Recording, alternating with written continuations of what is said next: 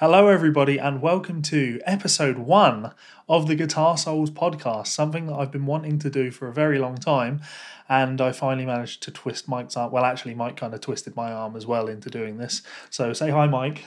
Bonjour. How's it going? Very good, man. You? Yeah, as always. We've got to have better pattern than this as the podcast goes on. This is the first time we've ever done anything like this, so people might hate this. Ultimately, I guess the important thing to say is that this is feedback driven. Yep. So if you are watching this out there or listening to this and you enjoy aspects of it, please do let us know. If there are things that you don't like, then also please do let us know. I have no doubt this will be a trial by fire. Yeah. Well, I give people a torrent of abuse online, so it's only fair that they do the same to me. Of course. That's par for the course. Yeah, I think we're going with the GuitArsoles moniker, GuitArsoles, #GuitArsoles, something that I've always been very keen on. Though Mike did come up with something pretty glorious, which was the Twattlecasters.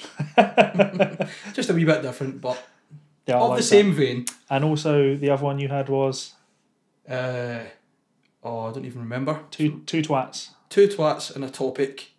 Tuesdays at 10. So we'd release it every week at 10 p.m. on a Tuesday, but we're probably not going to go with that format for now. Yes. See what happens. Well, we'll just, in general, see how this goes. I say that, we're just going to flog a dead horse and just keep doing it even if no one listens to it, because it's an opportunity to hang out and talk shite. So flogging a dead horse runs in my family. That is true. Because this isn't like a GuitArsoles video thing, I can't just cut in videos of Kieran. Normally I'll just It's not going to happen. I just go for that, just constantly. Maybe one day I'll get lucky and the guest will graduate up. The co-host will graduate up from you to Kieran. Nah, he's too busy. Yeah, too busy being successful. Exactly. Wonder what that's like. It'd be good, wouldn't it? It'd be really nice. Like sometimes I have people talk to me about party cannon, and like the vein of conversation seems to be as if like we're like Metallica, and I try to explain to them like, no man, I sleep in people's floors. Like we spend like 8-9 hours a day in like old clapped out cars driving to venues to load our own gear in, to play the set and talk to people, and then go and sleep somewhere crazy. Not that I'm complaining about that. I fucking love it. But it's also not like the dream that it's made out, as in like you're treated like a rock star. Sometimes you get to places and your expectations are completely exceeded, but that's because you set your expectations very low. I'm just used to being disappointed. If you're presented with food that's edible, that's a success. Oh, aye. Yeah. Sometimes you get to places and like they put the rider out and you go, who else is playing? Like, when is it that like Metallica are turning up? Yeah. So we talked about the idea of I said this isn't your average news show, and now what we're going to do is go into the average news roundup. Yeah, exactly. Which is probably going to be us, rather than talking about things, just being really abusive about them. Yeah, I mean, we'll try not to. I felt like because we're recording this sort of the start of February. So NAMM has just finished. Yep. And the subject of NAMM is obviously something we're going to talk about as one of our main subjects. But as part of that, it would be hard to talk about news without talking about things that have been announced at NAMM. So it's like the biggest gear announcement time of the year. Unless you're Gibson, in which case you go to CES apparently. And we won't talk about that. Yeah, I mean, what would my channel be without bitching about Gibson though? But it's got to the point now where you don't even have to mention them. You're probably doing yourself a detriment by doing so, because there's nothing to talk about. Yeah. They're not even a guitar company anymore. They're just like flogging a dead horse to just continue that theme. So if we were to talk about gear at NAMM that you've seen that you thought was pretty cool, is there anything? Because actually neither of us went to NAMM this year. You've not been. I've never been at all. I'd like to go a few times, and who knows? Maybe the GuitArsoles podcast will make it out to NAMM next year. Poor listeners. Yeah, that'll be good. There's a couple of things that caught my eye. First one, obvious plug, Ormsby guitars. Some beautiful instruments in the Gent 18. If you want to look it up, it's the most insane thing you've ever seen. But what also caught my eye was there was a lot of good tech rather than just instruments. And the first thing I kind of picked up on was the Axe FX3. Yeah, so I don't believe that was announced at NAMM. I could be totally wrong on that. because it seems to be the biggest thing that people are talking about on the scene right now. Yeah. You might be right. I'm not too sure, but I know it was announced at the same time. I think it was like the day NAMM finished, just to really steal the show a bit. I could be totally wrong on that. That was when I started to see announcements for it. Sneaky move, Fractal. Exactly. Sneaky move. A very sneaky move. Axe Effects free. Like, is it something to be excited about? If you go on to Gumtree or eBay, the answer is yes, because the amount of Axe Effects 2s that are now for sale at ridiculous prices has got a lot to speak for itself. Yeah, I'm not going to bash the Axe Effects. I like the Axe Effects. Big fan of the Axe Effects. Early Hellcat Molly demos were all done on the Axe Effects. I've never really had any bad experiences with the Axe Effects. I'm not particularly technology driven, as you well know. So working a piece of kit like that is more confusing than it needs to be. I struggle to even get a microphone recording in my computer, apparently. Like, that's an actual thing. He didn't understand you need phantom power. It's all right. We'll let him away with it. Groove free, please fix me. So I'll learn that. I actually did music technology in college, believe it or not. So I've done 2 years of actually. I think you're just too spoiled by having equipment that works really well without any effort. And then I turn up with this 100 quid ghetto stuff. Like, let's plug in and see what happens. Well, yeah, on the having nice equipment. So I'm a Kemper user. I've had the Kemper now for, I don't know, maybe 6 months. And yeah, I'm not Mr. Technology with it. I've got maybe 5 or 6 amps on it, sounds that I really like, and I just use those, and that's enough because they all sound great. Well, that's it. And the Axe Effects, I'm sure, is going to be the same kind of thing. I've seen that meme doing the rounds on Facebook just recently, the Line 6, back when the pod came out, people are like, oh, it sounds just like an amp, it's completely indistinguishable, and now people say the same about the Kemper and shit like that. I mean, I do feel it is pretty indistinguishable. Yeah, like, when they were talking about, if we go back to the original pod and stuff, it sounded good, but that was modelling, whereas the Kemper is profiling. They are different. They're kind of doing the same thing, but they're not. Modelling's to me, it's like you're trying to get a rough idea how it sounds. The profiler is copying exactly how it sounds through frequency sweeps and pink noise. Yeah, and a meme like that only really works if it's the same person said those things. Yeah. I had a pod, and I can assure you I never said this sounds exactly like an amp. No. It sounded like a pod. Yeah, and that was the attraction to it. Most of the guys that made the pod popular were guys who were getting tones out you couldn't get from amps. Yeah, I like that's why the Line 6 amps then became quite popular, because people were looking for that over the top kind of gain, in my opinion. I was the convenience of it was great. Yeah, I remember the pod that was called Tread Plate. The only patch that I used because I was a metal kid at the time. That would be the Mesa Boogie style one. Yeah, exactly. Funny that. And it didn't sound great, but it was convenient. It was portable. I bought one actually because I was working in London and having to stay in a lot of hotels. So just as a practice tool, it was ideal. But yeah, I certainly never felt it sounded like an amp. Whereas the Kemper, that thing's pretty incredible. Oh, right. The Axe Effects 2, the Axe Effects Ultra, the Axe Effects, that was pretty incredible as well. Yep, and now they brought out the 3. And just by looking at the tech specs, there's double the processing power. I think it's 4 times the processing power. Am I right to think it's now over 2 channels, but it's doubled in bus size or something for both as well? That's outrageous. I can't believe how far technology is going to go to emulate analog equipment, but really well. Yeah. And obviously a lot more reliable. You don't need to really service it. A lot less noise. Certainly a lot less heavy.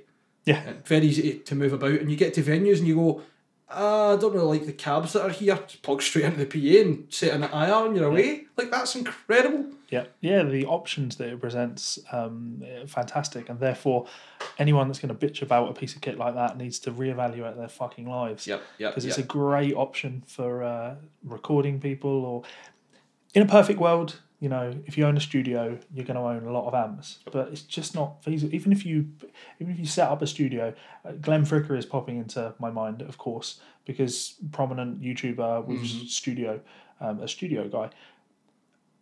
I'm sure he doesn't have the collection of amps he'd like to have.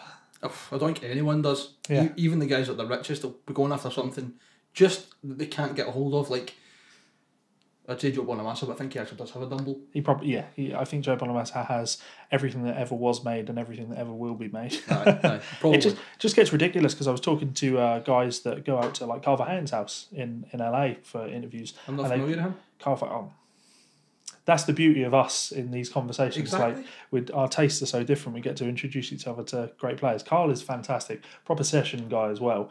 Great soloist, but So very, very well studied and knows his stuff. yeah, and he has like a huge. He lives in a fucking mansion-sized house in the hills in LA. Like Lucky sod. Supertramp's guitarist. Right, yeah, okay. yeah. So he has a garage like just full of amps, and even if you had that many amps, like just the stress of having to go through and record with all of them is just a ball ache. So then you get your maintenance as well as on top of that, and Yeah. just everything else, like logistics in general. Yeah. That's crazy. Whereas you turn up, you pull out this 2U size digital bit of equipment, plug it in, and you're off. There's no question about it. Just before we move on, like the best example I can give of how convenient and great these things are.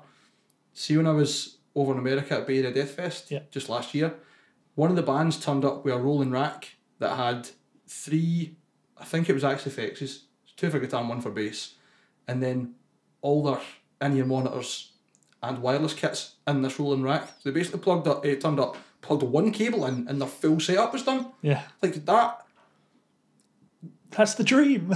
really it is. Like, it wouldn't work logistically for the kind of music I play, unfortunately, just because like we're a bit more DIY. But if you're someone who wants to go in and be polished and basically have your equipment never fail you and have everything ready, so you basically rock up, plug in, and you are going, that's the way to do it. I like seeing all these, Premier Guitar rig rundowns with guys that have like 2 axe effects in there, in case one breaks down.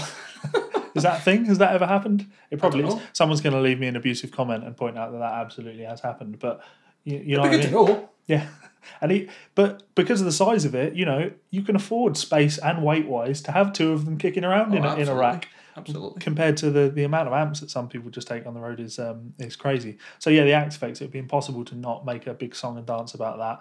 I'm not personally interested in getting one because I'm really happy with the Kemper, but yeah, I totally get why people are into that. The big thing for me was it was the first kind of thing that I saw, the Ibanez AZ range. Gorgeous. Aptly named because it can take you from A to Z. It does everything that you could want. Basically still Amazon's moniker. Yeah. Quite rightly so. The guitars are so beautiful, but they're not like typecast, and they're very don't know another way to put it other than like versatile. That's probably I got sent a nice little picture sure. earlier. Not that one. Yeah, look, our pal Robert sent me this. Oh my. Yeah, so the AZ range is hitting shops now. Fantastic. So I'm going to nip down to Guitar and try some out because they look killer. They really do. They look like sewer killers. They genuinely do. Yeah. Everything about them is what I would have wanted had I not found my perfect guitar. It's like just something about the idea of like a super strat that's not just like a super strat. Yeah. There's always a little bit different about it. And I like the fact it's back to classic style headstock as well. Yeah. So it's a nice homage. Yeah.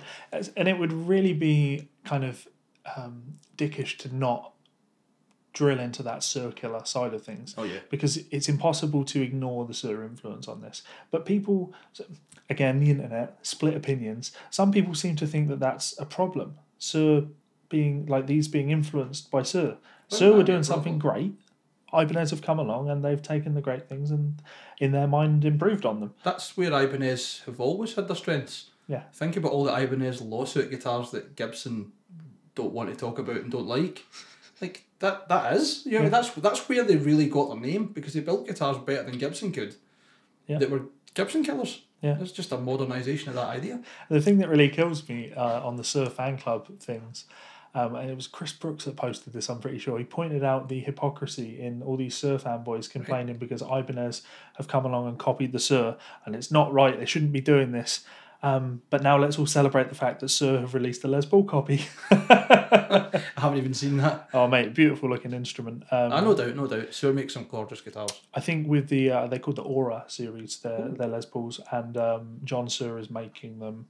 And it's a limited run, and I think I heard rumours of the $8,000 price range. So, pocket money. Yeah, not for most people. The AZ series is cheaper than a Sur, so yeah, they're going to make a big dent in that market. And as we've seen, rightly so, they deserve to be there. Yeah. Oh, it's Ibanez. When I did my interview with Tom, and Martin, Like, it's Ibanez. Who wouldn't?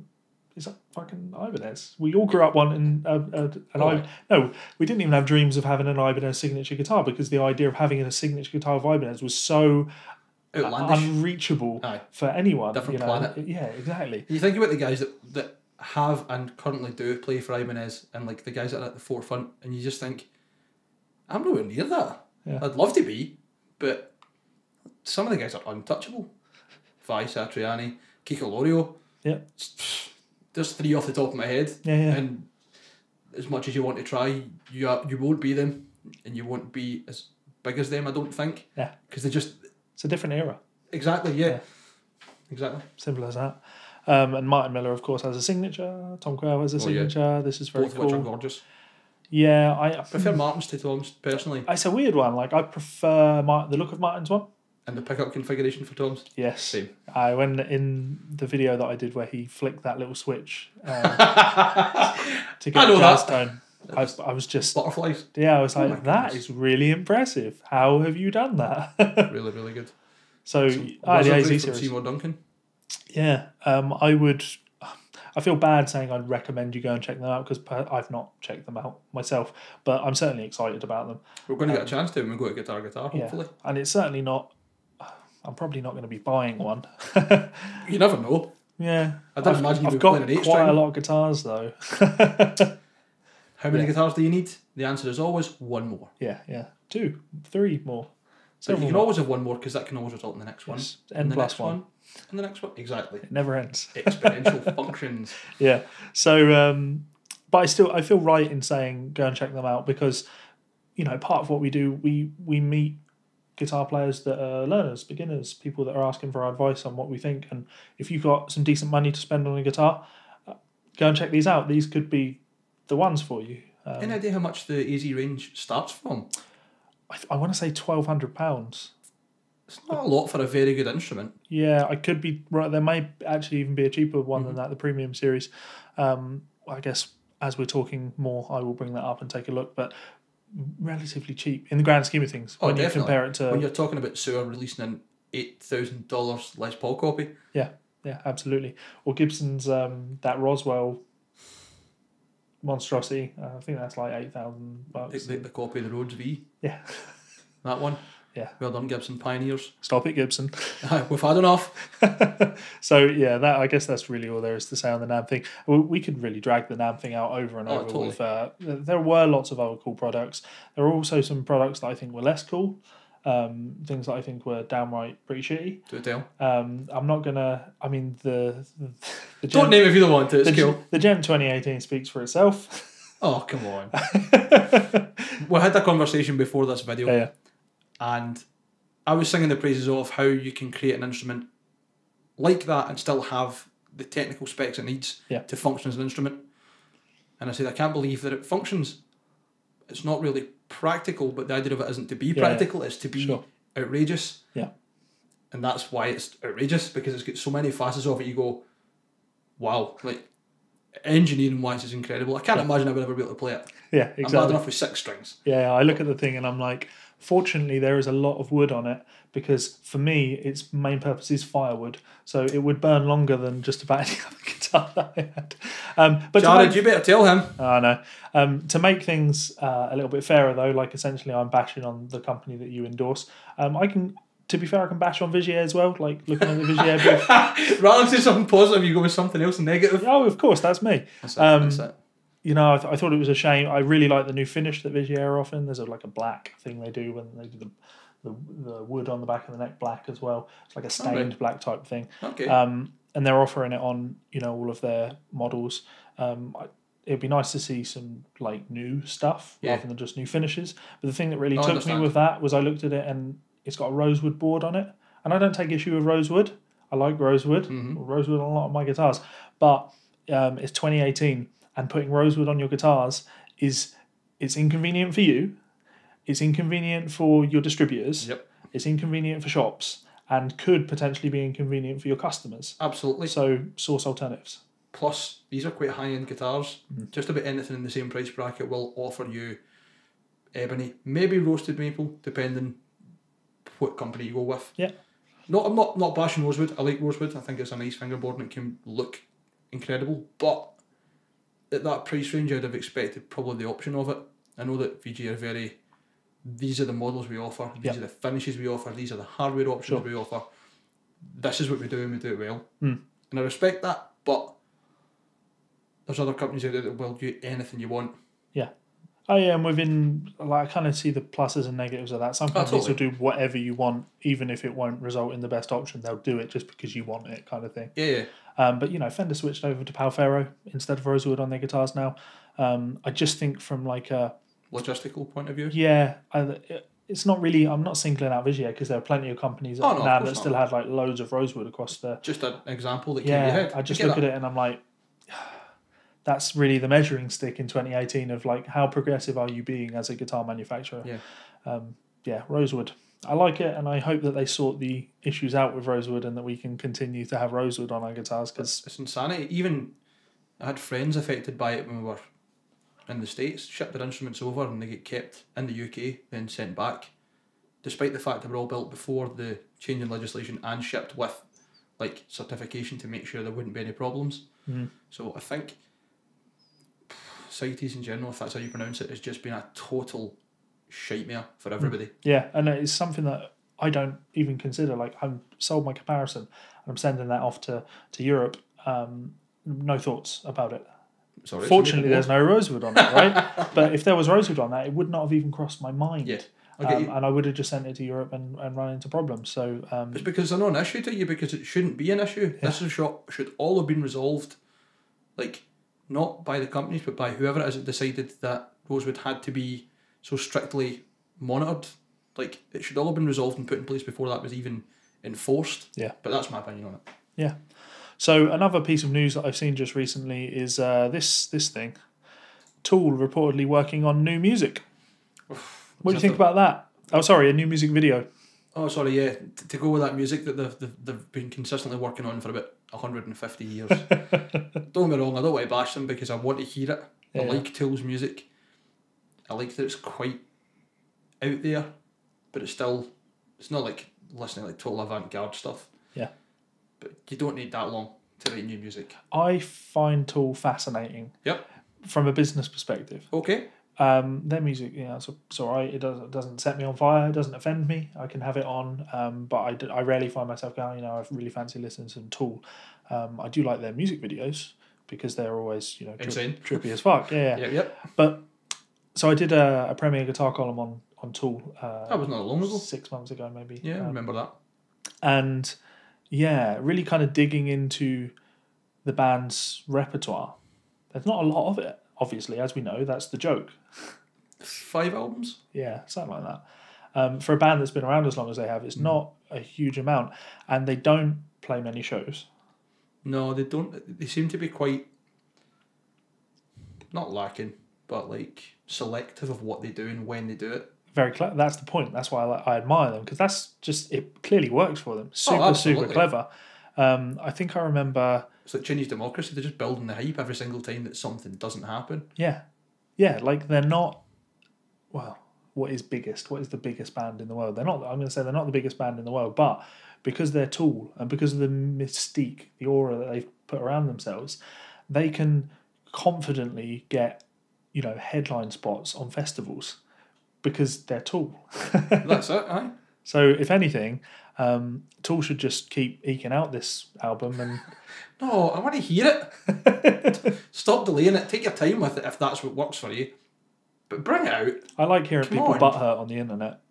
Sorry? I like hearing people being butthurt on the internet. Yeah. So having to wait for a new Tool album is, they've become a meme, which is fantastic. They're a tremendous cock tease when it comes to music. It's slightly upsetting. Yeah. So that is just a quick little bit of news. Couldn't help but talk about that one. That's a good one, to be fair. I'd imagine there'll be quite a few people who are listening who have got some interest in whether something's going to come out of it or not. Yes. And whether it's going to be the same as Chinese democracy, where it's just going to continually be spoken about until 75 re-recordings later with 83 different members and 15 different studios to bring something out. If it comes out like Chinese democracy, I quite enjoyed it. Yeah, okay, if you hate me or not, I know you like it too, then I'll be happy. Yeah, I was going to jump in and say that for anyone watching, just for the record, both you don't quite like it. Both Mike and I really like Chinese. Exactly. You've got Buggerhead and Ron Thal. Can you go wrong? No. I think it's and here's the real controversial one. Is my second favorite Guns N' Roses album. I absolutely love that record. I mean, it doesn't sound like Guns N' Roses. No, of course not. But it's got Axl Rose singing on it, so. For all the bad things I heard about Axl Rose when it comes to like live performances and basically just being a total diva, I managed to catch them at Hellfest a few years ago, and it was Bumblefoot and I think it was DJ Ashba playing guitar for them. But they came out, Axl was in top form, and they played for about 2.5 hours. Like, They were incredible. Yep. I can't fault them. I genuinely can't fault them. They were fantastic. The problem is they're not consistently great when you look at videos from that era. I've got their live. I don't think they have been consistently great for years and years and years because. Ever.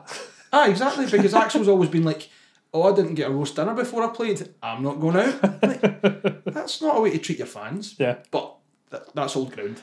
Well, I'm seeing them at Download this year and I'm extremely excited. Like, I literally bought tickets.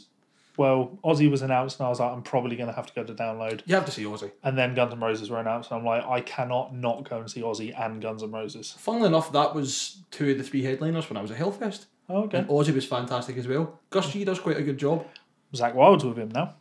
Again? I Yes, didn't know that. Oh yes. my goodness. So this is why I'm extremely excited. Oh, aye. He's a bit of a fanboy. In case you haven't noticed by the amount of things that Levi does that's inspired by Zach Wilde. I've never seen Ozzy live because right when I really started getting into Ozzy backed off on touring for a bit. I had a couple of opportunities and I slept on them for some reason. And then Gus G was in the band and I don't mind Scream and I interviewed Gus and he was cool. But it's a childhood dream to see Ozzy and Zach together. So understandable. Absolutely understandable. Yeah, looking forward to that. Cool. So last bit of news. Oh, just before we move on, I can't wait for them to play No More Tears for You because that is my favourite Zach Wilde solo and my favourite Ozzy song of the Zach Wilde era. Yeah. I mean, I really like Bark at the Moon, and that's not Zach or Randy. That's J.K. Lee, just as good. I absolutely love that. So, aye. Yeah. Sorry, let's move on. All right. Best Buy to stop selling CDs. Yep. I saw a very funny picture of Machine Head standing outside of a Best Buy store. 3 of the members wearing their own merch who had bought 3 of their own CDs. And then this news came out. I don't know if it's a coincidence or not. That's up to someone else to decide. I just think it's rather convenient timing. Highly suspect. Exactly. That's it. I don't like to point fingers, but there's no fire without arson about. So let's talk about the decline of CDs. I'm a big CD fan. Mm-hmm. I'm the opposite end of the spectrum. I'm a big music fan, but I've never owned CDs. Yeah. So I've not been a streamer or anything like that. When you talk about, at least 10 years ago, when you talked about buying CDs and stuff, if someone didn't buy CDs, what that meant was they were a music pirate.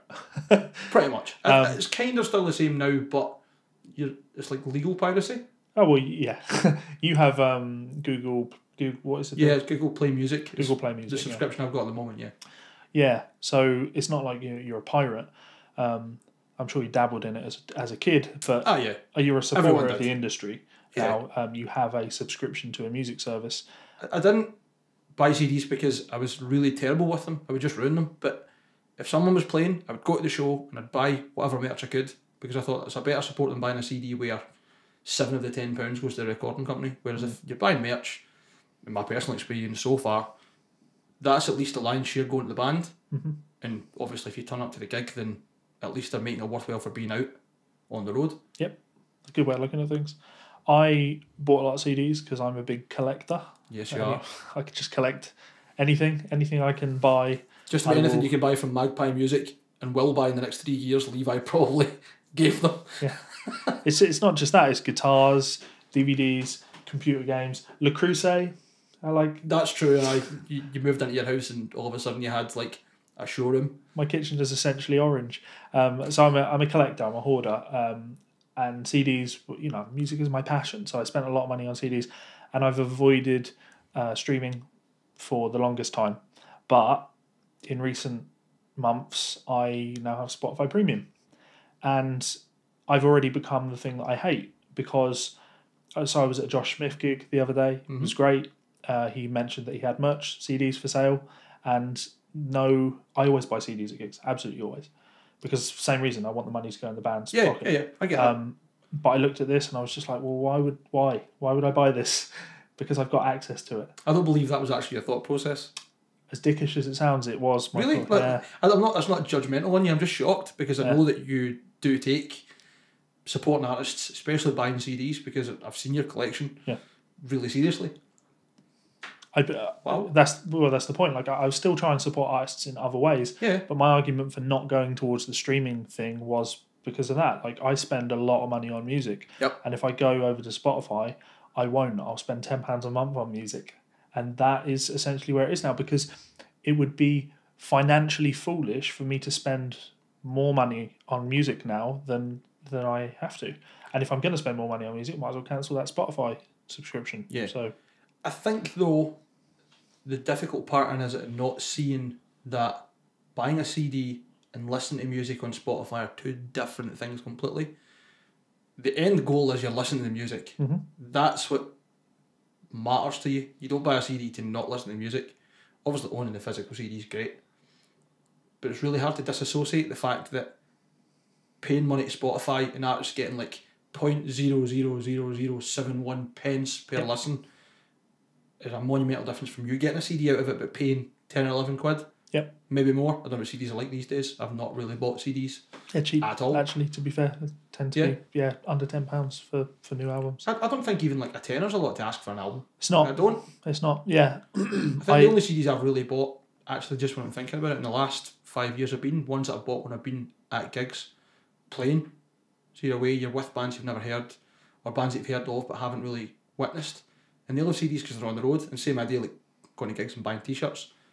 I've bought a few CDs that way, but not many. Yep. But I think that's probably because the bands are quite obscure and chances of finding them online, other than maybe through YouTube or their own sites, are quite low. Yeah. Before like the idea of Spotify and streaming came up, like the other option is obviously digital purchase. Mm-hmm. So like iTunes and stuff. And that again was something that I just completely avoided doing for the same reasons. If I start buying things on iTunes, less money goes to the artist. Mm-hmm. Not just because there's one more person involved in taking money, but because literally the album costs less as well. There's no manufacturer costs. There's nothing about stocking fees. There's nothing about having to get art printed. There's none of that. You're skipping quite a lot of the justified costs in having CDs. But this is where things have fallen apart. So the thing that started my purchase of iTunes music, I did go through a period of buying a lot of my music on iTunes, was it was Andy Wood's second album. When Andy Wood's second album came out, Caught Between Truth and a Lie, I went to order it, day it came out, or pre-order it actually, probably, and the shipping cost was the same as the CD. And you see that like consistently across the board now, maybe not 100 like 1-to-1, but 70% of the cost of your CD again on shipping it. On top of it, yeah. And I just looked at it and was like, well, this just isn't viable. Not because I don't want to support the artist. I really want to fucking support the artist, but I certainly don't want to put that much money in the post services. Oh, absolutely. It's so shit for Andy and artists of that same ilk to be fucked over of sales because, well, I don't know if it's just because of Britain, because we privatised Royal Mail and fucked it for ourselves, like we do with quite a lot of things. It would be the same if you lived in France and ordered a CD from America. Anything when it comes to like international postage is shit. Yeah. So when I released my album, Hellcat Molly's Out of the Ashes, go buy it. It's really fucking good. I've got a lot of CDs kicking around, so hit me up. The postage factor was something I hadn't really considered. I knew that I was going to have to post merch out to people, but when I started it on Indiegogo, you couldn't charge postage based on where someone was. So you had to flat fee it? You had to, I flat feed it based on UK post price. Yep. And then put an additional, if you're having this shipped internationally, please add £2 to your order or whatever. Okay. And 75, maybe 80% of people that ordered didn't do that. And so when it came to like posting all my CDs, that was a huge, huge hit. Like a just scary amount of money just went to the post office. And that kind of ruins things for me. So see, if the service was quite good, I don't think people would mind it. But it's not. It's not like the money you pay, even as an example, for like courier and guitars and stuff. Oh, I've got a story on that one. Oh, I don't know if I want to hear it, man. It scares me. But like, I'm lucky that almost every time I've had something shipped or shipped something, I've had a good experience. But that's because the minute I know I'm shipping something, it's getting bubble wrapped, encased, and boxed to fuck. There's nothing happening to that unless someone shoots at it. But I've had guitars turn up. I actually had a BC Rich Stealth Chuck Schuldiner guitar turn up without a case, wrapped in bubble wrap and bin bags, the shape of the guitar. Somehow that turned up absolutely immaculate. I'm not joking. At this parcel, I went to pick it up and it was the shape of the guitar. I'm like, what the fuck is this? They had just wrapped the guitar in bubble wrap, taped it, and put bin bags over it. How they got away with it, I have no idea. So I'm looking at you, cash generator. Fuck you. Was it? It came from Swear a to store. God. Wasn't a Cash private generator. sale. Wow. I my Mayonnaise that's just shown up. That was a trade. Like I sent off one of my guitars and he sent me his guitar and some cash, and mate, it was terrifying because I did it by a parcel force and this guy was pretty hell bent on having insurance on them as well, like fully Understandably. insured. Yeah. Well, I was a little bit more. I was okay for insurance, but within reason. And the insurance was really fucking expensive. Yeah, as soon as you go over like a couple £100, it starts to add on like almost double what you pay. It was more than that. So That's the fucking shipping shock. the guitar was like £25, but then the insurance was like £75 on top of that. Jesus. Yeah, but here's the real shit kicker, right? So I went, I mean, I'm not happy about this, but I have agreed that that's what we'll do, and he's doing it. So while I do feel that we're probably both wasting money on this one, if it's going to give him peace of mind, then fine.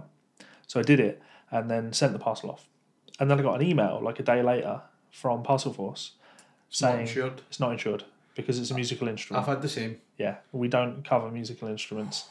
Would you like us to refund the money in cash, or would you like a gift card from us? And it's like, hang on a minute. Whoa. You accepted the money to start with, therefore you've got a contract to look after that instrument. To be fair, if I'd read through all the small print, it Yeah. does say musical instruments aren't There's the covered. restricted and there's the cautionary. There's two lists. There's stuff you can't send and there's stuff that if you send it's at your own risk, like computer parts and stuff. And it was pretty stressful because it was collected from my house and the tracking info didn't show up on the website for like 3 days. So there was a proper like instant, this guitar's disappeared. And there's nothing I can do about it. Absolutely. And again, it puts guitar buyers in a shitty position because I've got to send that comparison, right? I'm not taking that burden, that risk, right? I've said to the guy, okay, I'll ship it to you. That's fine. Can you arrange the shipping? And he said, well, it'd be easier if you do it. I said, okay, well, I will do it, right? But I need you to accept liability for it. If something goes wrong with the shipping, I'm not having that come back on me because you want it to be shipped. It's understandable. I've been in the position you've been in, having sold and bought many guitars from people miles away, sometimes very sketchily, but somehow not been bumped yet. Including a guitar that I bought from America, probably one of my first electrics when I was about 15, 16, and 3 months of chasing the guy, and eventually it turned up. He told me it had been shipped to 3 random places in the States by accident. Wow. Yeah, I don't remember exactly where it was, but it was like as if this thing had went on its fucking holidays. Like, I can't describe how much I was like, can you just fucking find the guitar to refund me, please? This is enough. This is enough. Yeah. And that's the shitty one because it's his responsibility because you've not received your goods yet. But he's still very much in the position of, well, I don't have the guitar anymore. So yeah, what can I do? I can't physically click my fingers. It's here. Yeah. It's shit. And I think, unfortunately, because you agree to the terms and conditions the minute you do it, you're kind of at the behest of them, like of the couriers. It's just whatever they want to do is what they'll do. I was really struggling to find any courier that would insure a musical instrument for carriage, which is just crazy. I usually go through Interparcel. Like cover it? They are a broker, but they'll bring up all the different companies and you can check the terms and conditions before you pick who, and it gives you all the options of who does what and where and the prices and stuff. That's usually pretty good to go through. So I've not had any problems so far. So yeah, the decline of CDs. It's I'm kind of alright with it now because I've come around to the beauty of how much music I can get access to. Mm-hmm. Anything I want is there at the click of my fingers. It's wonderful for me and it's terrible for the artist. Yes. And I've been saying this forever, but if you can't beat them, join them. And I'm literally at the point now where like I'd be a moron if I didn't join.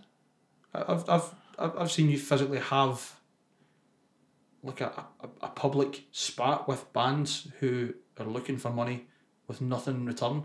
When you go out to buy their album and you can't find it anywhere, and you're like, the only way I can get your album is by probably pirating it or listening in like streaming sites. Why are you doing that? Like, you should be right at the throat of your management company and whoever it is that's doing your distribution, because that is poor as fuck. Yep, and the band in question, I did have to pirate their album because I couldn't. I mean, I could have streamed it. At that point, you didn't have Spotify? Legally, I could have streamed it, I guess. But then insignificant money on it anyway. You know, I just wanted to. No CD, fine. Digital download, access somewhere. It's not on iTunes. Why not? It's not on Bandcamp. Why not? Like, what is going on? Why it's fucking? It was 2017 at the time. But like, it's 2018. Fucking sort your shit out. You can get the Hellcat Molly album, and you should download it from Bandcamp like that. It's just there. You know, it's CDs. It's fucking good. Yeah, it is. I'm not saying that to be biased or silly. It's a fucking good album. Merci. I put a lot of time and effort into that. If it was shit, I'd tell you it was shit. The beautiful thing about a relationship is we can be honest. Yeah. I don't mind saying that. I think Party Cannon are dreadful. I think they're the worst band of all time.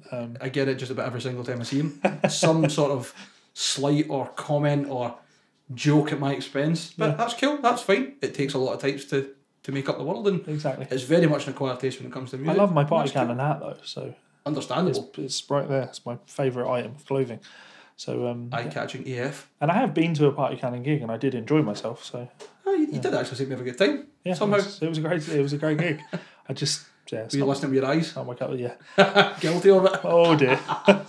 Okay, so let's get on to the meat and potatoes, because we've been running a while. Just one main subject that we'll talk about, and that is the subject of NAMM. Yes. So, talking about decline of CDs and things like that, we're seeing a decline in trade shows as well. Yep. And the there's only one in Britain now at the Birmingham NEC, the guitar show. That's at Bingley Hall in Birmingham. It is fucking tiny. Bingley Hall. I don't even know if I'd recommend going. I've been. It is just an insignificant. Like, it's not for manufacturers. It's for guitar fans in the UK. It's a terrible shame, because it used to be the big one at the Birmingham something or other. The NEC, wasn't it? Yeah. One of them. And they just every year they just shrink because. But that's retail in general. Retail is getting worse and worse. Yeah. CDs not being bought anymore. Yeah, I get it. Like, I look at NAMM and I'm like, of course. Like, why did Ibanez go to NAMM? Why did the expense that NAMM will have been for them will have been astronomical? They could have just done a bunch of great YouTube videos and launched the stuff on their website, and word would have got out. But 10 videos of their own content with a lot of shares is not anywhere near as effective as hundreds of people, maybe thousands, probably thousands, turning up and making a hype about it and word spreading that way. Because I don't think personally no amount of marketing really adds up to the same kind of hype that happens when people start to excite themselves. It's like fire in the hive, you know what I mean? Yes. And no, I'm guessing. Well, yes and no. I was just going to pull up, let's just go, okay, so here's, this is Anderson's, okay? Ibanez AZ guitars, new for 2018. Surely you can't be serious. Cheeky. It's had 110,000 views. Oh, no doubt about that. That's more views there than people went to the Ibanez booth at NAMM. Yep, fair play. But how many of them were people who were at NAMM? How many people from NAMM have released their own videos and spoke to people? That's the point. Like, I'm just picking one video here. Oh, definitely. No, but my point is that it's not just one or the other. Both. You know what I mean? They've done videos. Other people have done videos that have obviously got a lot of traction. There's the first perfect example. But then Ibanez also went out and put the guitar into people's hands and went, check these. Yes. And you also had, I think Martin was there as well, Tom. Yeah. So they'd have done probably a couple of live playthroughs and really showed the guitars off. Like, that's invaluable. At least for the brand. Maybe not the cost in terms of sales, but that's high profile enough. Like, look at these new guitars. These are our endorsees. Look at them playing them. Listen to how good they are. Come and talk to them. Play them. Feel them. These guys will tell you sincerely, straight for them, how good these instruments are and why they want them and what they're attracted to about them. But NAMM isn't a public show. No, it's not meant to be. It's a trade show. Yeah. So People in the public still go there though. yes, it's harder to get in. It's a Yeah. lot harder to get in. Yeah, I think you need to be associated with a company to get in the doors, kind of thing. Point is, a big brand like Ibanez, fair enough, because they can afford it because they sell thousands and thousands and thousands of guitars every year. Yeah, absolutely. Like astronomical amount of guitars every year, I'm sure. But the smaller boutique builders, buying a booth at NAMM is obscenely expensive, and just companies aren't doing it. And let's be fair, big companies like Gibson are looking at it and going, it's just not financially worth it for us. But Gibson make bad decisions, yes, we know. Is that the reason? Was that the official statement of why they weren't doing NAMM? Because I think the reason they probably didn't do NAMM is because everybody would be like, the fuck did you bring here? Get that out of the building right now. Well, they did CES, and yeah, to be fair, like just inviting Jared Dines into their fucking booth to just do what he done with the 17 string and just shatter the guitars to bits. Doing both is just unbelievably expensive. Yeah. It wouldn't surprise me if NAMM cost Ibanez between 50 and 100k. I'm pulling figures out of my arse there, but I know how expensive the small booths are. NAMM's booths would have been absolutely huge. So, but now we're getting to the point, right? So NAMM is still something that you want to do at some point.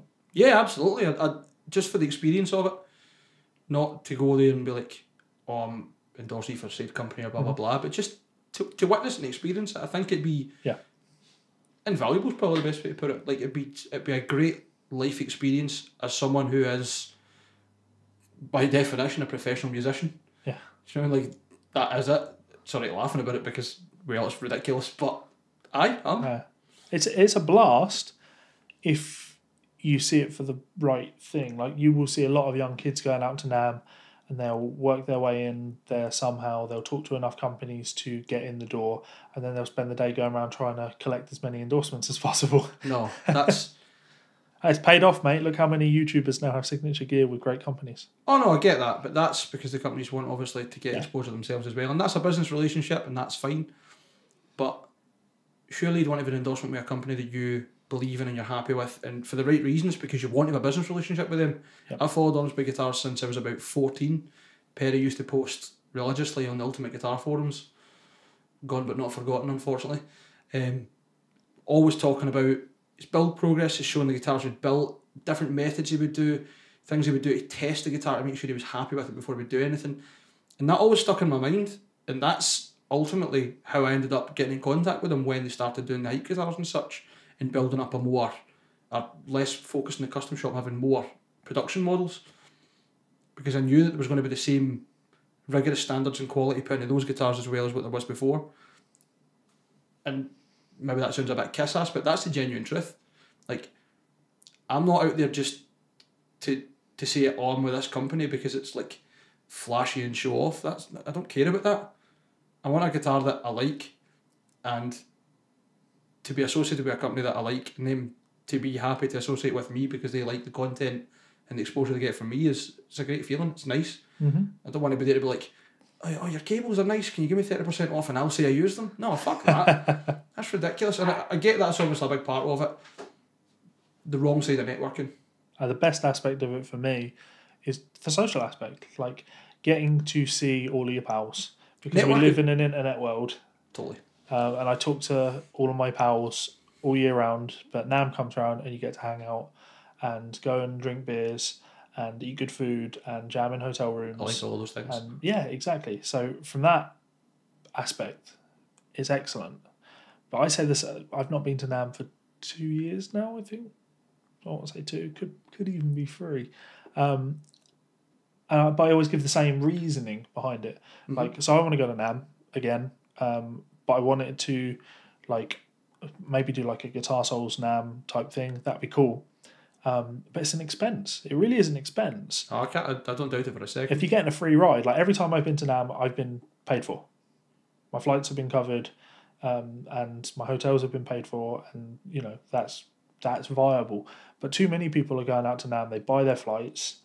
That's the way most people have to do it. They buy their flights and they pay for their hotels, and then you hope to get enough benefit out of being there that you can justify that cost at the end of the year. Yeah. Yeah, I can do that now. I can afford to do that now. Yeah. But realistically, in the grand scheme of things, there's still I have to weigh up like go to NAMM and spend a load of money to hang out with my friends and have a cool vanity project, or stay at home and earn money doing my business. Yeah, well, there's a happy medium. Music mess. That's shrinking. That's getting smaller, and no one goes to it. Maybe we should just. I don't think even Ibanez were there last year. I could be wrong on that. There were a fair amount of companies that weren't there last year. I mean, my reason for going would just be to go to Germany and drink a lot. To be fair. Well, we can always commit to it on camera now. Potentially, it won't be this year. I'm a bit scared. Potentially bullshit. Yeah. So NAMM is cool.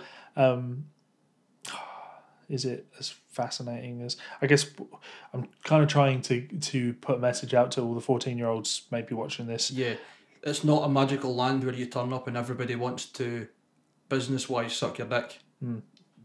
I don't think many people who have been on the road with a band and had some experience in that respect don't understand, sorry, that that's not how the world of endorsement and companies work. It has to be a business relationship. It doesn't have to be strictly business to the point where there's no friendship to the terms of it, but an endorsement is you offer something to that company and they offer you something back in return. It's not I get a guitar and I say I like the guitar and that's kind of it. There has to be a reason for both parties to want to be involved with each other. Yeah. Guess that's us. Smashing. If you've got any ideas on things you want us to talk about or any comments of things that we missed out from NAMM or any news that we've missed or anything, please batter in. I'd like to hear. I'm taken aback by this because I've done GuitArsoles with Mike now for ages, and if you watch the GuitArsoles videos, you can usually count how many things Mike says on your hands. He's quiet, keeps to himself. It's hard to shout over Doug and Kendall at the same time. It's impossible to talk over Doug. Yeah. In fact, if you listen carefully, you can probably hear him in the background. So. And he's 500 miles away, so... Oh, we do Levi. love it. Yeah. Sorry, Doug. Yeah. So, thank you very much for tuning in to our... being English, saying inaugural doesn't feel right. Tuning into our inaugural... You know what I mean? Yeah. Podcast. GuitArsoles, the podcast. Hopefully you have enjoyed it. As Mike said, please do give us as much comments, feedback, and all that good stuff. Who knows? Maybe one day we'll have like a subreddit or something. Like the Joe Rogan experience of guitars. Yeah. We'll see what happens. As long as we don't get associated with Chappers and the Captain, I'll be happy.